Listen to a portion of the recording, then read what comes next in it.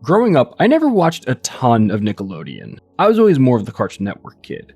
But there were two Nick shows that I really liked. The first was Avatar: The Last Airbender, which is still one of my favorite animated shows of all time, and the second was Invader Zim. I've always been attracted to dark and morbid things. Shocker, I know, who saw that one coming? But it's true, I've always liked feeling uncomfortable, and so a lot of the things I liked as a kid reflected that. My favorite show on Cartoon Network was Courage the Cowardly Dog, because it had a lot of those dark and uncomfortable moments that I was attracted to. And that's why I liked Invader Zim as well, because it had a lot of those moments too. I mean, we're talking about eyeballs getting ripped out, people's organs getting harvested and being replaced with inanimate objects, weird anthropomorphic baby monsters. It makes you wonder how the writers got away with some of this stuff. It was crazy, and I loved every minute of it.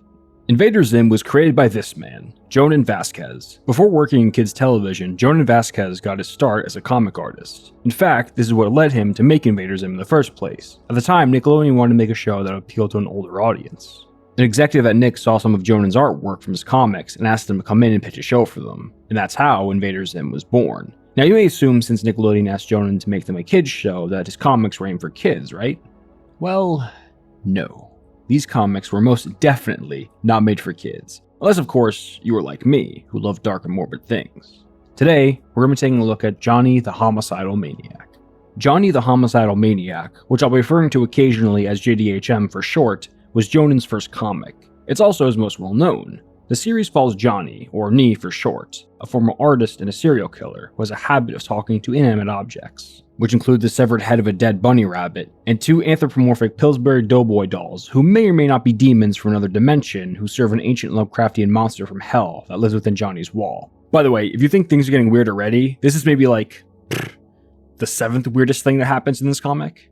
JtHM is the first part of a series of comics that take place within the same universe, and we're going to be looking at the other comics as well. Instead of my usual deep dives, this video is going to be more of an overview of the series as a whole. On the surface, these comics may appear as nothing more than edgelord schlock, the kind of stuff you'd see the emo kid reading in class, but that couldn't be farther from the truth. Before we get into it, let's take a quick look at the guy who made the comics. Jhonen Vasquez attended Mount Pleasant High School in San Jose, California, where he'd spend all his time in class drawing on his worksheets. He would later take part in a contest designing a new school mascot. He didn't win, but on the back of his entry was the first sketch of what would later become Jhoni. Later on, Jhonen would actually publish some early Jhoni strips in his school newspaper called Jhoni the Little Homicidal Maniac. As a kid, Jhonen was heavily influenced by Ralph Bakshi movies, as well as Ridley Scott's Alien, which sparked his fascination with UFOs and extraterrestrials. Growing up, he wasn't all that big on comic books, or that wasn't until he found his brother's collection of old TMNT comics. Since Jhonen's two favorite pastimes were drawing and writing stories, it makes sense that he'd naturally want to pursue a career in that field. After high school, Jhonen attended De Anza Community College as a film major. He stayed for a couple semesters, but ended up dropping out so he can focus on comics. He'd published a few early Jhoni strips in Carpe Noctem magazine, before signing with Slave Labor Graphics in 1995, where he'd start working on the series proper. Trying to break the series down in a linear way is pretty much impossible, because it's not formatted in a linear way. The main story is told in these vignettes between reoccurring filler strips that often take place within a different universe separate from the main series. Some of these recurring strips include Wobbly-Headed Bob. This strip follows a misshapen woodland creature named Bob who believes himself to be the smartest person alive. This causes him to be hyper-aware of his own existence, which causes him extreme anguish.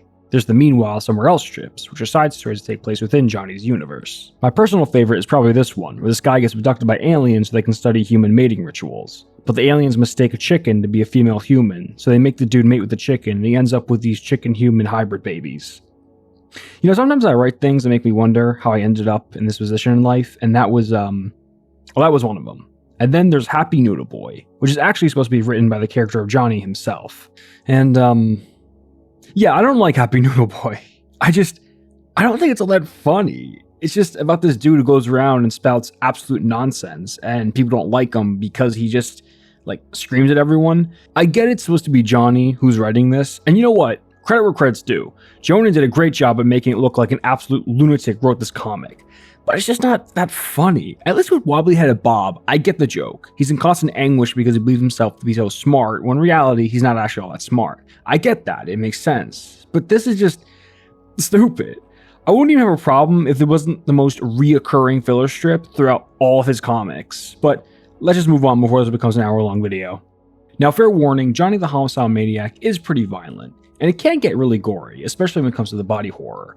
But to be honest, the artwork is so cartoony that your brain doesn't really register the violence. It doesn't have the same impact as something like Ed Pisker's Red Room. Now, if you want to talk about edgelord schlock, then go read that series. I love the artwork in this comic, and it's one of the reasons why I love Invader Zim as well. Jhonen's style is so distinctive, and it's so unique that it really captivates you. He often designs characters with these big and expressive heads and little stick figure bodies, and there are often little hidden messages within the borders of the panels that can give you insight on the character's mental states. Jhonen likes to often annotate panels with inside jokes, usually making fun of himself.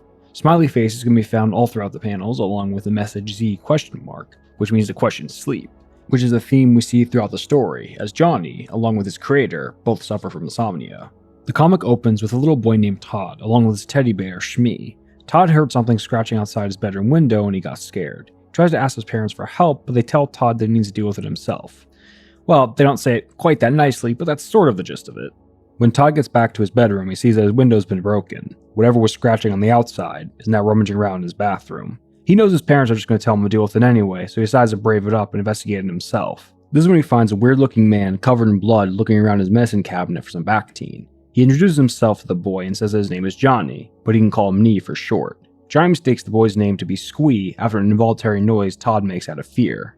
Johnny takes an interest into Squee's teddy bear, Shmi. He starts talking to the bear and introducing himself as if it was a real person. Squee likes this and starts thinking he might not be in danger after all. That is until Johnny starts accusing Shmi of spreading lies about him and stabs the bear through the heart. He tells Squee to keep his window unlocked from now on, since he's moved in next door and says he'll be stopping by again. The two end up having a few more run-ins throughout the series. Nee takes on a sort of parental role for Todd. Well, as much of a parental role as a psychotic murderer can take, I suppose. Throughout the rest of the series, we see as Johnny kills, maims, and tortures hundreds of innocent and maybe not so innocent people alike. His methods can range wildly. Sometimes he'll go out and kill an entire cafe full of people, and other times he'll bring them back to his basement where he'll torture them first before killing them. Now, the first question you should be asking is, why? Why is Johnny doing this? Is he satisfying some sick desire? Does he get off on hurting others? Well, no. In fact, he detests people who hurt others for bodily satisfaction. In a later issue, when one of Johnny's victims wrongly blames him for the rape of a girl she saw on the news, this angers Nee, and he says that he would never take advantage of someone's body for the mere reason of self-gratification. Even though murdering is, still very much taking advantage of someone else's body. So I don't really get how someone can see one as worse than the other, but that's neither here nor there. In the issue before this, Johnny saves Squee from a pedophile after he almost gets kidnapped in a mall. He tells Squee that the man is not a monster or anything to fear. He's just a pathetic excuse for a human. So, okay, we've established Johnny isn't doing this to get his rocks off. In fact, Johnny doesn't even seem to enjoy killing all that much. Now, yeah, Johnny does have a code of sorts, and he usually only kills people who accost him in some way. But that's more of a justification for who he kills and not why he kills. So, why does he do it? Well, we actually are given a reason. Within Johnny's home, there's a wall which he keeps covered in blood. He believes that there is some kind of monster that's imprisoned within the wall. He says that he has to keep covering the wall with blood before it dries or else the monster will break free. Why does Johnny believe this? And how could he possibly have come to this conclusion? Well, we don't really know. And neither does Johnny for that matter. In fact, Johnny doesn't remember much of anything in his life. He sort of remembers that he used to be a really talented painter, but somehow he forgot how to paint. So now the best art he can produce is Happy Noodle Boy. While Johnny does believe that there is something behind his wall, he does also acknowledge the fact that he could very well be completely and utterly insane. We often see Johnny question his own sanity in a recurring segment called Johnny the Suicidal Maniac. In these segments, Johnny will try and kill himself with some encouragement from the voices in his head. But whenever Johnny tries to end his life, something always comes up that stops him from dying. This leads him to believe that he's unkillable. We see this in issue number 1, when Johnny grabs a gun with the intent on shooting himself. Before he can pull the trigger, he hears a voice calling out to him. This is where we meet Johnny's imaginary friends. The first voice comes from the corpse of a dead bunny that Johnny bought at a pet store and nailed to his wall. He tries to talk Johnny out of taking his life. He tries telling him that it's not too late for him to get help. The other voices Johnny hears comes from these two Pillsbury Doughboy looking dolls named Psycho Doughboy and Mr. F. They encourage Johnny to kill himself to end his suffering. Each voice represents a different side of Johnny's mind. The bunny represents his rational side, while the doughboys represent his more impulsive side. While Johnny feels conflicted between all the voices, he gets distracted by a diarrhea commercial and forgets the whole thing. A question that I constantly asked myself while reading through this series for the first time was how much of this was real and how much of it was in Johnny's head. Now, it's clear he's not playing with a full deck of cards, but it's hard to say there's not something supernatural going on at the same time. Johnny can go out and massacre 100 people with witnesses all around, yet he never gets caught. He never gets arrested at any point in the series either. In fact, the cops appear not to be even aware of Johnny's existence. He does whatever he wants and never faces any repercussions from it. Almost like there's something protecting him and making sure he doesn't get caught. Now, Johnny knows that he's not all there, but he also doesn't think it's all just in his head either. He genuinely thinks there's something controlling him, and whatever it is, it's turning his delusions into a reality. There's an interesting conversation between Johnny and the bunny head in issue number 4. Johnny admits that he doesn't like killing, and worse than that, he can't figure out why he's doing it. He desperately wants to go back to the time in his life when he used to paint, but he can't. In fact, he can't remember anything from it. He remembers it existed, but trying to get back, all he gets are these hazy images, like the part of his brain's been ripped out. Johnny also says that while he knows the bunny rabbit is in his head, he feels like the doughboys have become real somehow. Like they were part of his psyche, but something has made them real, and they're influencing him through some third party. Johnny admits that he isn't happy. I think he definitely gets at least a momentary thrill when he kills someone who's accosted him, but it's very brief. In reality, Johnny doesn't really enjoy killing, and it certainly doesn't make him happy. He deals with terrible depression and thoughts of ending his life constantly. He doesn't like feeling this way, but he can't help it. There is a moment in the comic where Johnny does feel happy again, and when it happens, he goes a little overboard. In issue number 2, we see Johnny go out on a date. This is when we first meet Devi, who will become a very important character later on. Okay, well technically this isn't the first time we meet her. She gets introduced earlier in the same issue in a Meanwhile Somewhere Else strip. Devi is on another date with a different guy and things seem to be going well. The two just got back from a movie and they're definitely hitting it off. That is until the man feels something moving in the pit of his stomach. He needs to use the bathroom, but he doesn't want to leave the date and worry that Devi might get the wrong idea. When the guy finally decides he can't take it anymore, he tries to run off to the bathroom. Unfortunately, he's a little too late. He tries to play it cool and sit back down, but when the other restaurant goers around him start to smell something funny, he jumps up from the table and declares that somebody has put shit in his pants. Later on, Devi goes out with Johnny after the two hit it off in a bookstore that she works at. The date goes well and they even end up back at Johnny's house afterwards. Devi admits she actually likes Johnny a lot. Things seem to be moving along, and for the first time in a very long time, longer than Johnny can remember, he actually feels happy.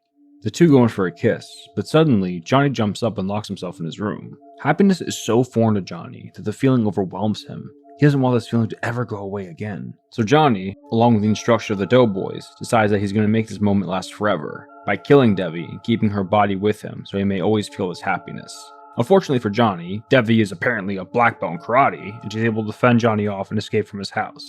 Once Johnny finally felt happiness again, he wanted to make it last forever. His method for achieving this was, well, insane. But this shows Johnny doesn't feel content with killing and thrives for something else. He genuinely wants to be happy. Johnny often tries to find reasons for why he does what he does, and other than the wall, which he admits could be in his head, he struggles to find an answer. Sure, he doesn't really like people, and he typically kills people who are mean to him, but that's not always the case. We see this in the beginning of issue number 2, when Johnny kidnaps a man he's never met before. He can't seem to find a justification for his actions other than his general disdain for all humans, even though the guy Johnny kidnapped never did anything to him. Johnny knows he can't categorize all people as bad, and he admittedly can't find a good reason to kill the man who did nothing to him. He even admits that it's very possible that he's completely insane, and his perception is warped. But since he can't know for sure, he's going to kill the man anyway. Johnny actually seems to feel sorry for his actions. He admits he probably could have found someone more deserving, but just didn't feel like it. He tries to defend his actions by saying he needs blood for the wall, but he admits his logic is faulty, and he kills the man nonetheless, though he admits he got nothing out of it. While Johnny does feel something pushing him to kill, whether it's something cosmic or in his head, he's still making the choice to kill. He doesn't have to do it. He comes up with excuses as a way to justify his actions, but even Johnny has to admit his excuses are weak. He doesn't have to give in to his compulsions. We also see that Johnny does feel guilt for his actions. This all feeds into his depression, which is why he's always trying to end himself. In all these attempts, something would always get in Johnny's way, ultimately sparing his life. This led him to believe that he was unkillable. That is until one of Johnny's attempts are actually successful and he really dies. No tricks or divine interventions this time. Johnny is actually dead. For much of the next issue, we follow two of Johnny's victims as they attempt to escape from the house. This is when we learn that something absolutely demonic is happening here. As the two try to escape from the basement, they find that it's like a never-ending labyrinth with multiple floors. It takes them hours to finally reach the surface. This is when the monster behind the wall breaks free. Johnny was right after all. There was actually a monster behind his wall. He was also right about the doughboys. They weren't just in his head. They're real, and they were trying to sacrifice Johnny to the monster behind the wall, who they call Master. Now that we as the reader know that Johnny was right about the monster, does this justify his actions? Well, even if Johnny really did need the blood after all, he still killed plenty of undeserving people, even when he admitted he could have found people that were more deserving to die. Plus, there's all the people he killed outside of his house whose blood he didn't need for the wall. Saying everything, or even some of the things that Johnny did were justified, might be a bit of a stretch. He still tortured and maimed a lot of people he didn't need to. But now we know that he was being driven by the monster inside the wall. Johnny might have been crazy, but he wasn't making that part up. To me, this makes Johnny kind of a tragic character. He was being driven by a force he didn't understand to commit these inhuman acts that were causing him to hate himself. This also explains how he lost his memory. It was from the monster. In the next issue, we see what happens to Johnny in the afterlife. Upon entering heaven, Johnny meets St. Peter outside the pearly gates. Peter tells him that he isn't meant to be in heaven. They're gonna have to send him away soon. But before that, they're gonna let him have a tour of heaven so he can know what he's missing once he gets to hell. This version of heaven is a little different than what you might be expecting. When Johnny walks past the pearly gates, he sees that all of heaven's inhabitants are just sitting down and staring off into space, and no one's really talking. Johnny doesn't really know what to make of this. The tour guide explains that everyone in heaven has the ability to do whatever they want. They could all get up from their chairs and go wherever they please. They just don't. She explains that they have reached a level of contentment so high that they are perfectly happy sitting around doing absolutely nothing. They all even have superpowers that they can use whenever they want, but they never do. Upon learning that he has superpowers now, Johnny decides to take advantage of this and he starts blowing up people's heads with his mind. The god begs Johnny to stop, but he just can't help himself. This starts an all-out brawl within heaven. God sees this and gives Johnny the boot and sends him to hell. When Johnny gets to the underworld, it looks a lot different than what he was expecting. In fact, it looks just like Earth. People have jobs, they have to commute, they have to eat, and they need money to buy things. The only difference in hell is that there's a giant eyeball in the sky that watches everything. This causes the people to feel constant paranoia, but otherwise, everything is just like Earth. I guess the idea is that there's no worse hell than having to spend eternity on Earth. Johnny meets with the devil, who tells him that he can't stay in hell and he'll have to leave soon. Confused, Johnny asks where he's supposed to go if he can't stay in heaven or hell. The devil tells Johnny that he's a flusher. Or to put it simply, Johnny was chosen to concentrate the spiritual byproducts generated by humans into a specific object or point in time, that point being Johnny's wall. When he died, the monster got out and destroyed the entire universe. God saw what happened and restored the Earth to what it was, just without the monster this time. The devil sends Johnny back to Earth. Despite the monster not being Johnny's wall anymore, he still feels an urge to hurt people, but he makes the choice that he's not going to give in to those desires anymore. He also decides he's not going to try to hurt himself from now on, since he's not too eager to get back to hell. From now on, Johnny decides that he will live a simple life, kind of like a bug. He will live simply to live and nothing else. This is where the series ends.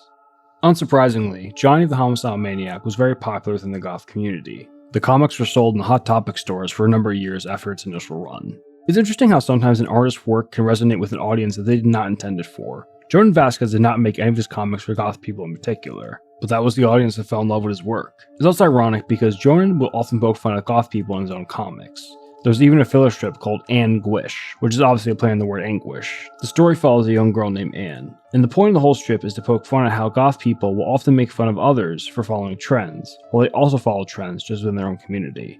Now, I think a lot of this was in response to people who would wrongly label Jhonen as goth. I don't think he hates goth people, but I think he was frustrated that he kept getting lumped into a group of people he did not associate with. A couple years after Johnny's initial run came its follow-up, Squee. Squee follows Todd after the events of JtHM.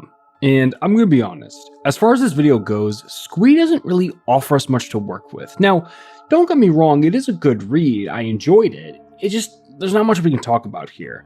Although if you were a fan of Invader Zim, then I would definitely recommend checking out Squee, because you can see a lot of things that we'd see later on in Invader Zim. A few years after Squee came I Feel Sick, which we are going to be taking a deeper look at. I Feel Sick follows Devi after her encounter with Johnny, all the way back in issue number 2.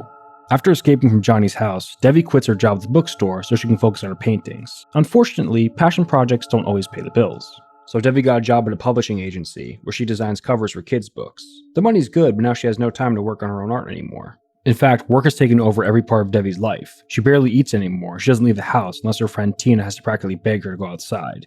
And recently, something a little, strange has been happening with Devi. Before she took the job at the publishing agency, she started working on this painting of a doll, who she named Sickness. And recently, Sickness has been talking to her. Well, kind of. It's Devi's voice, but it sounds a little off. She says that the voice started in her head, but she suspects that Sickness has become somehow real. I wonder where we've seen this before. Devi believes there is some supernatural force making the voice in her head come to life. In the rare time when Devi does have a moment to spare from work, she tries to get back to the painting, but something always gets in the way, something distracts her and she never ends up finishing it. She believes that whatever's controlling the doll is causing these distractions as well. Something is keeping Devi from finishing Sickness. She's even tried to destroy the painting so she wouldn't need to finish it, but somehow, no matter what she does, the painting is never damaged. What is it, Sickness? You want my ideas? Or my frustration? You like hearing me yell? What is it? Why won't you let me work? And why can't I work even when I have the time? You're not finished yourself, you know.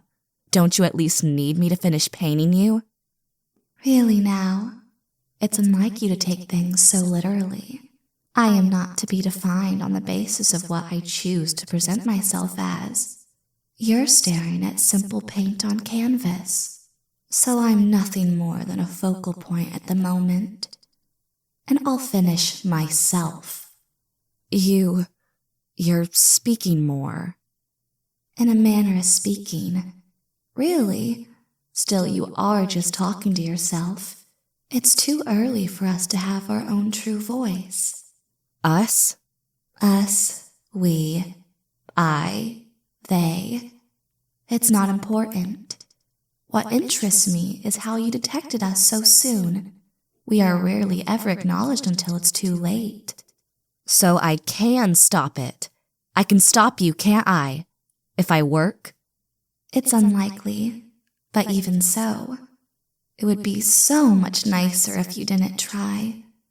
You'll find it easier on yourself to let it happen with no resistance. We are, after all, skilled professionals who've been doing our job for quite some time now.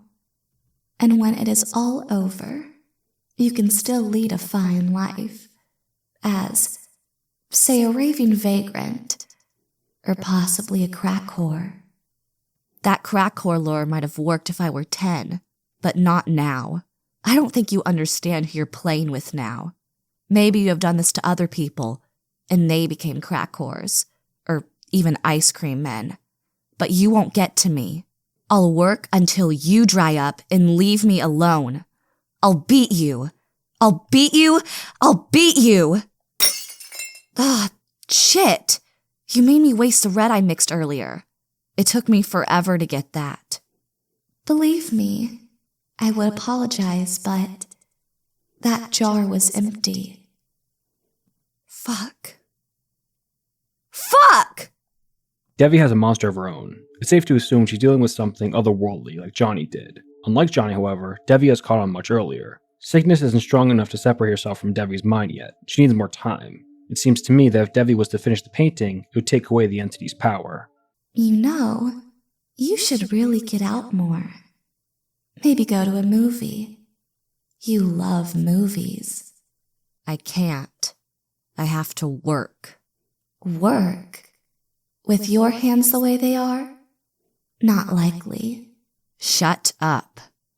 I'll get back to work again, even if I have to hold the date brush in my ass. Assuming this revolutionary new ass technique of yours worked, you would still not be able to do anything but the nerve work. No time for any personal outlets, I'm sorry to say. So, why not just relax? Take some time to heal. Catch up on all those fine new television shows you've been missing out on. I can finish working on you. Oh, but you've so many other obligations. Besides, I can finish myself. Looks to me like you already got started. Oh, my eyes? Just a small touch of personal expression, really. Blatant symbolism, I know. But aren't they just neato? And the cracks, well, the unfortunate side effect of a few other additions I'm working on. You'll love it. It's not just about me working. It's about me not working for myself, isn't it? You don't want me using my brain. That's it, right? Yes, correct. I mean, wrong. I mean, shut up! You're telling me to shut up? No! I want me to shut up. Shut up! Shut up! Shut up! Could you maybe stop that? You're spooking me out. I can't stop. Yet. Too weak. Whatever the fuck it is you're doing to my head, I caught onto it sooner than you expected me to, didn't I? Yes, you stupid. No. Yes, you dip. We haven't been in you for long enough. We have to stay inside. But you woke up before we could clear enough space in your head. And we're too weak still. And I can't shut up. We had just barely moved in. You only just slowed us down, you know. We're pros. You alarmed us, but we're still pushed in farther. Your difficulty only tells us you have more for us to take. No. Ooh, very dramatic no. But pointless, early waker or not. You're hardly the first person to protest. Everyone we meet ends up the same. They are ours. They're ours until we don't need them anymore. Are you aware of the box of monkeys on your couch? Don't try to distract me with monkeys. You seem to be under the impression I can't decide what I do with my own fucking brain. You'd be offended then by the number of people who leave enough space in their head devoted to wishing someone else would decide for them. It's a comfortable little mess. I can't leave now. I'm not finished. Not. So don't do anything to make us come out premature. Shut up, me! Your friend thought he could fight too. And he ended up introducing us to you. So just enjoy what comes. Sound nice? Oh, see, I would enjoy it. But I've just got these issues with goblin-y parasitic mind things trying to terraform my thought meats. But it's still more my brain than it is yours, isn't it? So you can't completely stop me from making you speak. No. Not yet. Not yet. So, while you're being so talkative, tell me just what you're doing to me and why. Oh, we just need your mind for its power of invention. Idle hands are the Devi's playground, as some say. We want your brains. But enough blatant exposition. Don't you have a meeting to go to? Fuck! You and that word. Devi realizes she's late for a meeting with her publisher. She rushes over to hand in her work, but admits that she's fallen behind. While Devi's boss drones on about all the redesigns she's going to need to make, she starts thinking back to something Sickness said. Your friend thought he could fight too. Your friend thought he could fight too. And he ended up... Devi has a flashback to her first date with Johnny. This is while things were still good before Johnny tried to kill her. Wow. I'm sorry to hear that, but I'm glad I can't relate. It is kind of funny, in a fucked up kind of way. How long has it been since you drew? Aside from stick figures, I can't even remember. And what I do remember, I can't even relate to. You think that if you stopped doing something that defined you as a person, that maybe you cease to be that person? I don't know. That's a lot of that's. No, come on. I'm being serious. Okay, sorry. Serious time begins now. Okay, if I have this right, what you're describing isn't so much of a creative block as it is a creative rerouting. Oh, I like that. So, where is it being rerouted to? What do you think you would do if you couldn't paint anymore? Ha! That's not even a possibility. I figure my work is all I've got. If I stop painting, I just cease to exist. My every life function exists solely to make sure I have enough strength to get the images out of my head. So it's either immunity or death. Or maybe you turn some hideous, madness-plagued lunatic bent on performing ghoulishly obscene acts of murder from which there is no conceivable redemption. Nope. Damn, so that's just me, huh? What? Nothing. The fix is probably pretty obvious. Maybe I just need to stand back, look at the situation from a new perspective, that kind of shit. Maybe not. I mean, look out at that city. Looks nice enough when you look at it from this far out. Get down there and all the horrible details start coming out. People, like blemishes on some sad, concrete organism. A closer look into what's wrong with you might scare the shit out of you. It's so pretty when you're looking down on it. When Devi survived Johnny's attempt on her life, a part of the entity attached to her, the demon's trying to rebuild itself through Devi. She realizes that if she doesn't finish sickness soon, she's going to end up just like Johnny. I believe this explains the origins of the Doughboys as well. They started out as art projects, but the demon made them real and used them to get to Johnny. Devi figured it out much sooner than Johnny did, but her time is desperately running out. She knows what she needs to do, but unfortunately, she might already be too late.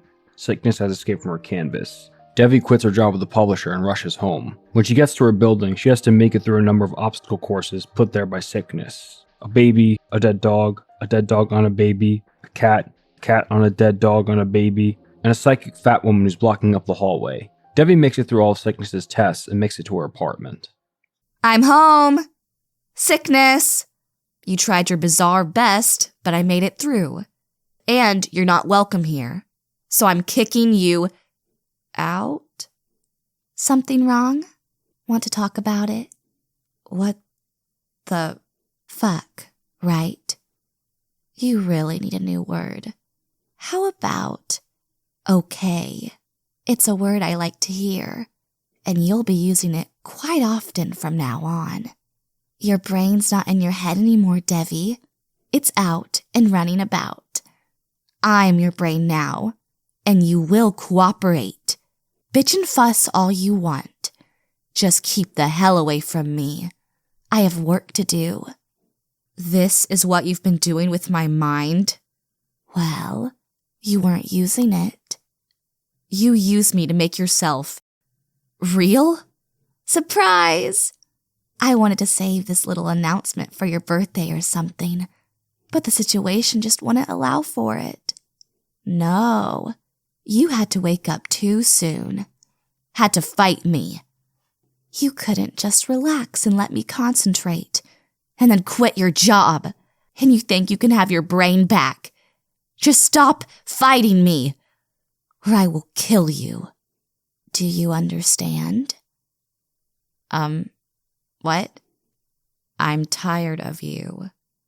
I did mention the killing, yes? Bullshit. You still need me too much, and you're scared. Scared of what? Ugh! Let me go! Oh, look. Who's asking permission now? All this time, and this is what you wanted to be? No!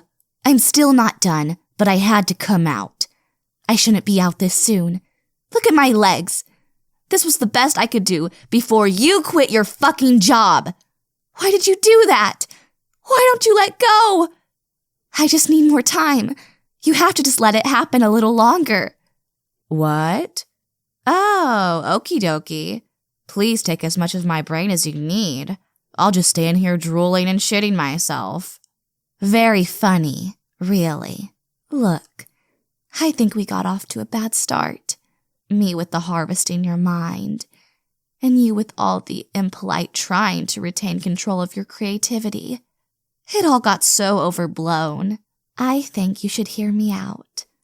You'll see that giving in to us wouldn't be such a bad thing. Listen to me. When you're done with us, you don't have to worry about almost anything. We take care of you, protect you. You can walk through this world like you're God, without fear, without damage. You can do whatever you want, anything, even kill. Now, doesn't that sound nice? Oh, I like that smile. What are you doing? You bitch! bitch! Oh, you bitch, You couldn't have picked a worse person to hole up in. I can't share my life with anyone. It's a miserable planet you've landed on, Sickness. But it's mine, and I don't want company. You don't tell me what I do with my work. You have to be as much as a slave to it as I am. That's how it works in here. That's all I've ever known. And nothing changes that, even if I wanted it. So, now, you see what I tell you to see, whether you want to or not. Because you're mine now, you fucking idiot. You made yourself a part of me and my shitty compulsive life. You're my sad, tortured little audience. Now, doesn't that sound nice? By taking control of Sickness and pushing her back into the canvas, Devi takes away all the demon's powers. It's still a part of her, and it always will be, but now Devi is the one in the driver's seat, and all the monster can do is watch. This is where the story ends. I think it's pretty clear to see that Johnny the Homicidal Maniac and I Feel Sick are both about the artist's struggle. Both Annie and Devi are artists who end up hating their craft. Johnny was once a talented painter who lost his ability to paint. He tried to find other artistic ventures, but nothing left him feeling fulfilled. The wall in Nee's house could easily be a stand-in for an editor, someone who tells Johnny how to create his art and only lets him work within very strict guidelines. He felt like his art was killing him. It was sucking out all of his creativity. He didn't recognize his work anymore. It became something else that was just using him so it can get made. All of his passion was gone and it just became busy work. Something kind of similar happened to Jhonen while he was making Johnny the Homicidal Maniac. As the series got more popular, he started feeling a lot more pressure. It stopped being fun and became a job. He started to hate doing it, which is why JtHM ends off on a kind of anticlimactic note. I Feel Sick shares a lot of the same elements with Johnny the Homicidal Maniac. But whereas Johnny is about when an artist falls out of love with their craft, I Feel Sick is more about what happens when an artist is forced to make things they hate. Devi was happy working on her art, but wasn't paying the bills, so she got a job somewhere else. Now she doesn't have time to work on her own art. She works for a publisher that doesn't really care about her art. They only care about how they can make money off of her. Devi's boss gives her a number of redesigns and critiques of her own work without even seeing it. These people aren't artists. They're leeches who suck the passion out of people so they can make a quick buck. Jhonen Vasquez has often described his time working on JtHM as a living hell. The executives at Nickelodeon were constantly telling him what he could and couldn't do, what jokes he could and couldn't tell, what they could animate and how they're going to animate it. It's amazing they were able to get away with any of the things they did because throughout the entire process they had the higher-ups breathing down their necks the whole time. This whole process took a lot out of Jhonen. I imagine he had a lot of meetings at Nickelodeon similar to the one Devi had with her boss. Unfortunately, this is an all too common thing that many artists have to face. You either have to put your passions to the side to make a living, or your passion becomes your work, taking away all the peace and joy that it once brought you before. Now, I don't know if these comics were meant to be cautionary tales or not, but I do think they speak a lot about Jhonen's experience working in the mainstream. He did work on other kids shows after Invader Zim, but was always under his terms. He never let anyone else dictate how he works. Because of this, he doesn't get to release things very often, but when he does, it's always something that's 100% his. And ultimately, I think that's something that every artist should thrive for. Of course, working for yourself is always going to be the more challenging option, but when the alternative could lead you to hate your craft and totally change you as a person, I think those challenges will always be worth it in the long run. If you made it this far into the video, I'm going to ask you that you please consider leaving a like, leave a comment down below, and subscribe if you liked it, because there's going to be plenty more like this to come.